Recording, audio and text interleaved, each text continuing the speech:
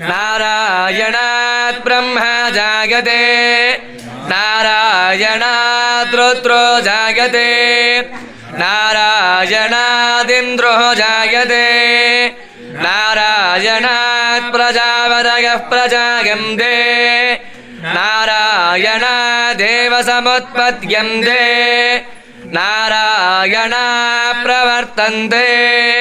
नारायणे प्रलयन्ते एतत् ऋग्वेदशिरो योधेते ॐ अधनित्यो नारायणः ब्रह्मा नारायणः शिवश्च नारायणः शक्रश्च नारायणः कालश्च नारायणः दिशश्च नारायणः विदिशश्च नारायणः ऊर्ध्वश्च नारायणः